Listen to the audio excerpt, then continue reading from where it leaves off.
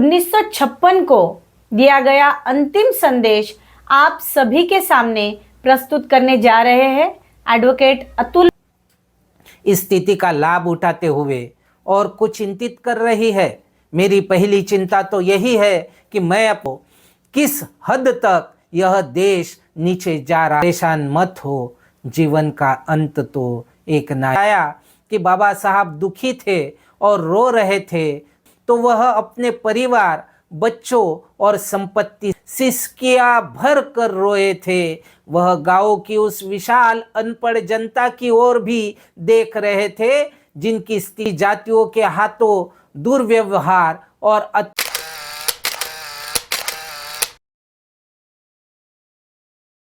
सभी को जय भीम। कहीं हम भूल न जाए, इस अभियान के अंतर्गत बहुजन मूवमेंट इस YouTube चैनल पर मैं advocate Ashwini moon serious talk यानी कि गंभीर चर्चा में आप सभी का स्वागत करती हूँ। बाबा साहब द्वारा 31 जुलाई 1956 को दिया गया अंतिम संदेश आप सभी के सामने प्रस्तुत करने जा रहे हैं एडवोकेट अतुल पाटिल सर। तो चलिए जानते हैं बाबा साहब डॉक्टर BR अम्बेडकर द्वारा अपने लोगों को दिया गया अंतिम संदेश। जय भीम सर। जय भीम। नानक चंद रत्तू द्वारा लिखी गई किताब डॉक्टर BR अम्बेडकर संस्मरण और स्मृतियाँ, यहाँ से इसे लिया गया है। वे लिखते हैं, मंगलवार 31 जुलाई को मैं 26 अलीपुर रोड वाले बंगले पर शाम 5:30 बजे पहुँचा। मैं सदा की तरह उस दिन की डाक हाथ में लेकर डॉक्टर अम्बेडकर के पास गया। वे मेरे कमरे के सामने वाले बरामदे में बैठे थे। उनके पाँव एक गद्दी पर रखे हुए थे। उन्होंने मुझे लिखवाना शुरू किया, लेकिन बीच में ही उन्होंने कुर्सी पर अपना सिर टिका लिया, आंखें बंद कर ली और सो गए।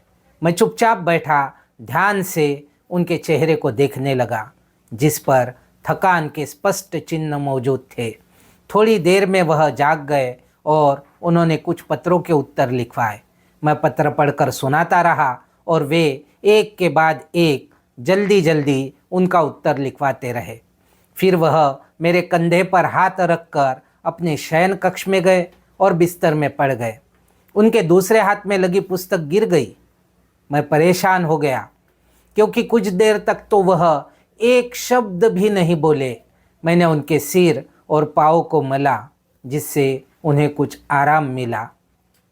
इस स्थिति का लाभ उठाते हुए और कुछ हिचकिचाहट के साथ मैंने साहस जुटाया और उनके पलंग के पास रखे एक छोटे से स्टूल पर बैठकर उनसे रूबरू हो गया।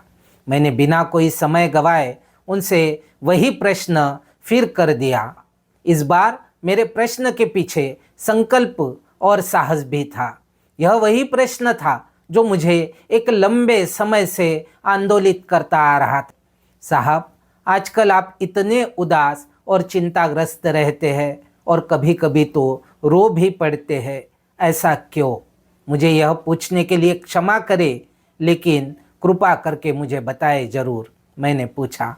उन्होंने मेरी निश्चलता भाप ली होगी, तभी तो कुछ देर तक बिल्कुल निस्तब्धता छाई रही और उन्होंने उत्तर में कुछ भी नहीं कहा। थोड़ी देर पश्चात उन्हें देखकर लगा कि वह द्रवित और चिंताग्रस्त है। भावावेश में उनका गला रूंध रहा था। अपने हाथ को अपने माथे से थोड़ा ऊपर उठाते हुए उन्होंने अपना लंबा मौन तोड़ा और कहा, तुम लोगों को नहीं पता कि मुझे कौन सी बात उदास और चिंतित कर रही है। मेरी पहली चिंता तो यही है कि मैं अपने जीवन का लक्ष्य या मिशन पूरा नहीं कर पाया। मैं अपने लोगों को दूसरे समुदायों के साथ बराबरी के आधार पर राजनीतिक सत्ता में भागीदारी करने वाले शासक वर्ग के रूप में देखना चाहता था। अब बीमारी ने मुझे लगभग अपंग और धराशायी सा कर दिया है। मैं जो कुछ भी प्राप्त कर सका उसका आनंद कुछ शिक्षित लोग ही उठा रहे हैं। उन्होंने अपने धोखे और कपटपूर्ण कार्यों से अपने आप को निकम्मा सिद्ध कर दिया है और उनको अपने पददलित भाइयों के प्रति कोई सहानुभूति नहीं है। वे मेरी कल्पना से परे हो गए हैं। वे अपने लिए और अपने व्यक्तिगत लाभ के लिए जी रहे हैं। उनमें से एक भी सामाजिक कार्य करने को तैयार नहीं है। वे अपने विनाश के मार्ग पर चल रहे हैं। अब मैं अपना ध्यान गांव की उस विशाल निरक्षर जनसंख्या की ओर लगाना चाहता हूँ, जो अभी भी कष्ट उठा रही है और जिनकी आर्थिक स्थिति आज भी लगभग वैसी की वैसी है, किंतु जीवन छोटा दिखाई दे रहा है। मैं यह भी चाहता था कि मेरी सारी पुस्तकें मेरे जीते जी छप जाए। यह विचार मुझे अत्यधिक व्यतीत कर रहा है कि मैं अपनी पुस्तकों बुद्ध अथवा Karl Marx, revolution and counter revolution in ancient India और रिडल्स इन हिंदुज़म के भारी कार्यों को पूरा नहीं कर पाऊंगा, क्योंकि मेरे पश्चात कोई भी इन्हें प्रकाशित नहीं कर पाएगा। यहाँ आकर वह भावुक हो उठे। मैं कुछ कहना ही चाहता था कि उन्होंने आगे कहना शुरू कर दिया। मैं यह भी चाहता था कि दलित वर्गों में से ही कोई मेरे जीते जी आगे आए और मेरे बाद आंदोलन को चलाने की भारी जिम्मेदारी अपने ऊपर ले, किंतु ऐसा कोई नहीं दिखता जो इन अपेक्षाओं पर खरा उतरे। मुझे अपने जिन साथियों पर पूरा भरोसा और विश्वास था कि वे आंदोलन को चलाएंगे, वे नेतृत्व और सत्ता के लिए आपस में ही लड़ रहे हैं। उन्हें उस भारी जिम्मेदारी का ध्यान ही नहीं जो उन पर आने वाली है। मैं यह भी चाहता था कि मैं अब भी इस देश और इसकी जनता की सेवा करूं। ऐसे देश में जन्म लेना पाप है जिसके लोग इतने जातिग्रस्त और पूर्वाग्रहग्रस्त है। विद्यमान व्यवस्था में इस देश के मामलों में अपनी रुचि बनाए रखना बहुत कठिन है, क्योंकि लोग ऐसे अन्य किसी विचार को सुनने के लिए तैयार ही नहीं है जो प्रधानमंत्री के विचार से मेल न खाता हो। किस हद तक यह देश नीचे जा रहा है।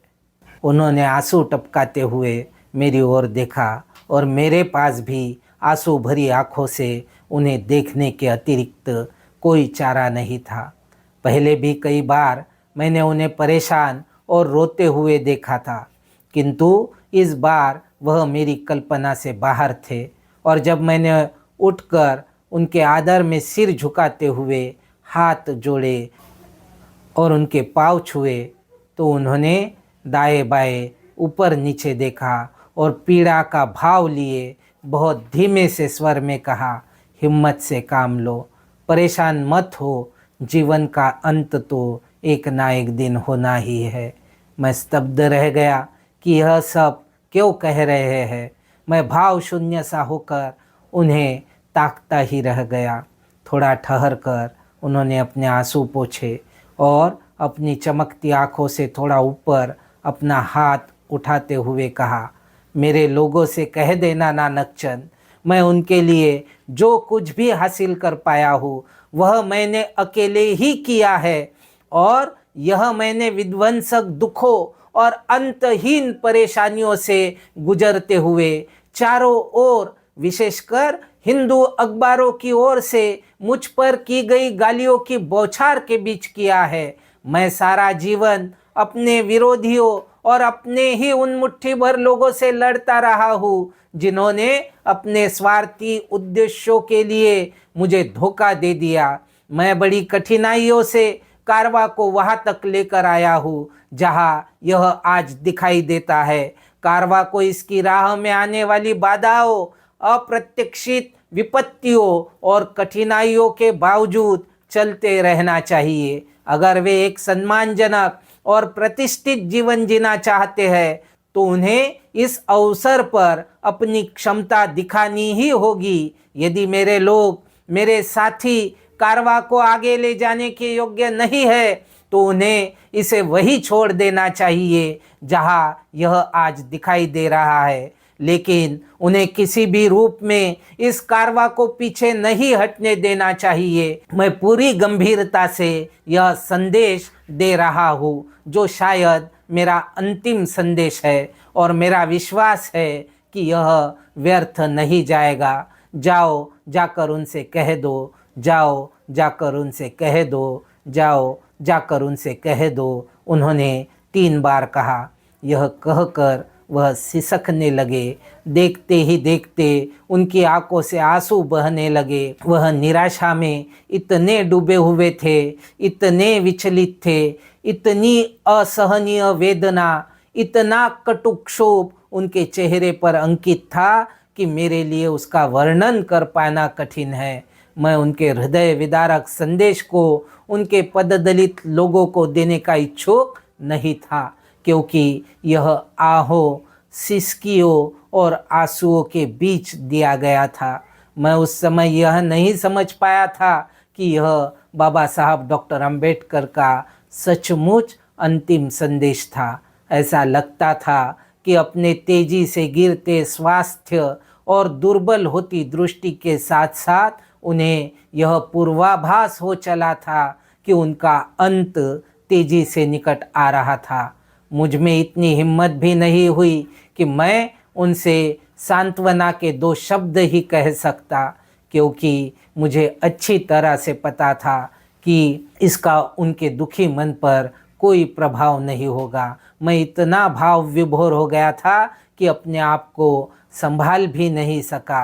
मैं आदर में हाथ जोड़कर सिर नवाते हुए और उनके पाँव छूते हुए बस इतना कह सका, साहब आपका जीवन बहुत मूल्यवान है। काश मैं आपको अपने जीवन के 8-10 वर्ष दे पाता, जिससे आप गांव की विशाल अनपढ़ जनसंख्या को मुक्त करने के अपने जीवन के लक्ष्य को पूरा कर सकते, जो आज भी आर्थिक स्तर पर कष्ट उठा रहे हैं और ऊंची जाति के लोगों के हाथों अत्याचार और दुर्व्यवहार के शिकार हो रहे हैं। मुझे यह बात अपार संतोष देगी कि मैंने एक ऐसे महापुरुष की सेवा की जिन्होंने अपना पूरा जीवन पददलितों, दमितों और दलितों की दयनीय स्थितियों को सुधारने के लिए त्याग दिया और जिन्होंने भारतीय समाज में उनकी अधिकृत जगह उनके लिए बनाने की दिशा में पुरजोर कोशिश की। मैंने विनम्रता पूर्वक कहा। मुझे परेशान देखकर और मेरी आंखों में आंसू गिरते देखकर उन्होंने प्यार से मेरी पीठ पर हाथ फेरा और एक स्नेही पिता की भांति मेरी पीठ थपथपाई और मुझे अर्थपूर्ण और स्नेहमयी दृष्टि से देखा। इस तरह अपने जीवन के अंतिम चरण में उन्हें पूर्वाभास हुआ कि वह अपने पददलित लोगों को अपना अंतिम संदेश दे। इसके बाद उनकी ओर से और कोई प्रतिक्रिया नहीं हुई। उनका संदेश मेरे कानों में गूंज रहा था। मैं उनकी बात से अत्यधिक व्यतीत और विचलित हो गया। मैं अपने आप को अपराधी अनुभव कर रहा था और कोस भी रहा था कि मैंने ऐसा विषय क्यों छेड़ दिया जिससे उन्हें इतनी अधिक पीड़ा हुई। मैं उनके व्यथित चेहरे को देखता हुआ उनके सिर और पाँवों में तेल मल ही रहा था कि वह सो गए। मैंने बत्ती बंद कर दी और भारी मन से बाहर आ गया। रसोइया सुदामा चाय लेकर आया और जब मैंने उसे यह बताया कि बाबा साहब दुखी थे और रो रहे थे तो वह भी सिसकियाँ भरता हुआ वापस लौट गया। उन चिंतादायी क्षणों को भूल पाना बहुत कठिन है जिसका वर्णन मुझे उदासी से भर देता है और मैं रो पड़ता हूँ। सभी मनुष्य उन सांसारिक सुखों और आनंद की मृग तृष्णा के पीछे भागते हैं जो किसी न किसी रूप में बढ़ते ही रहते हैं। यहाँ तक कि जब व्यक्ति की आयु बढ़ती है तो वह अपने परिवार, बच्चों और संपत्ति से और भी अधिक अनुरक्त हो जाता है और नानाविध इच्छाएं उस व्यक्ति को एक तीर की तरह बींध देती है। किंतु इतिहासकारों, शोधार्थियों और भावी पीढ़ियों के लिए इतिहास साक्षी होगा कि बाबा साहब डॉक्टर अंबेडकर ने और अकेले उन्होंने ही अपनी वृद्धावस्था में परिनिर्वाण प्राप्त करने से पहले अपने इकलौते पुत्र, अपने पौत्र पौत्रियों, अपने विशाल पुस्तकालय, संपत्ति और घर गृहस्थी के सामान से विरक्त रहते हुए हार्दिक तौर पर अत्यधिक दुख, व्यथा और उदासी का अनुभव किया था, वह अपने बाद अपने पददलित लोगों के लिए एक अंधकारमय और अशुभ भविष्य का पूर्वाभास करके सिसकियां भर कर रोए थे। वह गांव की उस विशाल अनपढ़ जनता की ओर भी देख रहे थे जिनकी स्थिति आर्थिक तौर पर बिल्कुल भी नहीं सुधरी थी और जो ऊंची जातियों के हाथों दुर्व्यवहार और अत्याचार झेल रहे थे। वह अपने स्वार्थ के लिए लाभ उठाने वालों के लज्जाजनक कार्यों, धोखाधड़ी वाले तरीकों और दुष्टतापूर्ण चालों, अपने साथियों की नेतृत्व और सत्ता के लिए चलने वाले अंतर्कलह और उन शिक्षितों, विशेषकर ऊंची नौकरियों और व्यवसायों में लगे शिक्षितों की भूमिका से भी पूरी तरह परिचित थे, जो कुछ अपवादों को छोड़कर अपने कर्तव्यों और उत्तरदायित्व से अनभिज्ञ एक अलग वर्ग बनाकर बैठ गए थे और अपने ही पददलित भाइयों के सबसे बड़े शत्रु सिद्ध हो रहे थे।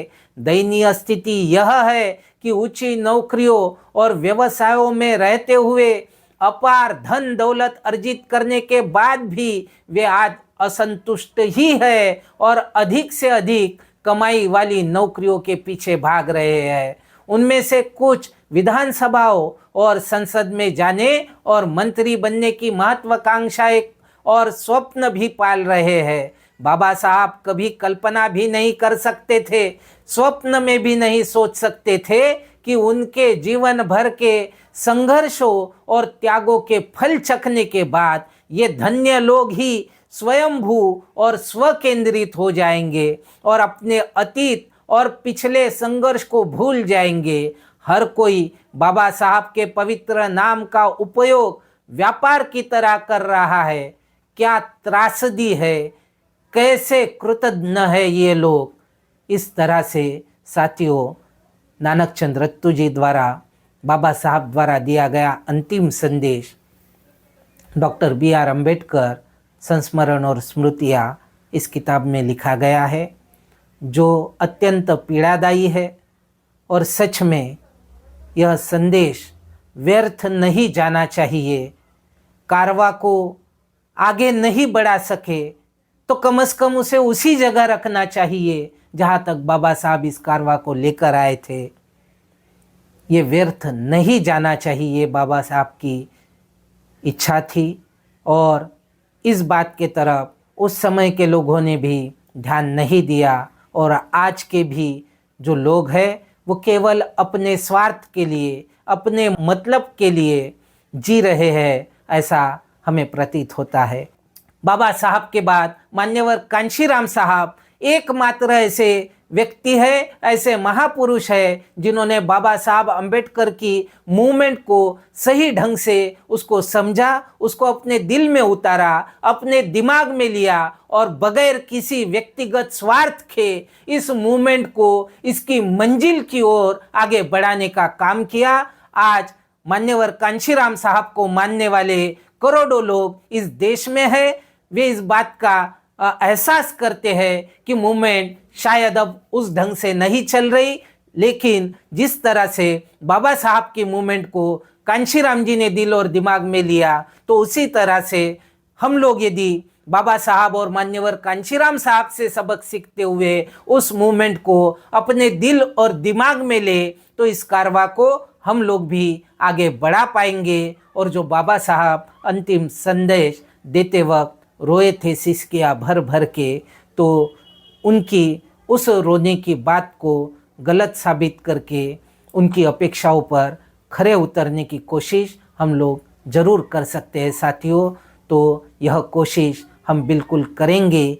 बाबा साहब अम्बेडकर और मान्यवर कांशीराम साहब से सबक सीखते हुए यही विश्वास जताता हूँ कि हम लोग उनके सच्चे लायक सुपुत्र साबित होंगे और इस कारवा को इसकी मंजिल की ओर लेकर जाएंगे बगैर किसी निजी स्वार्थ के।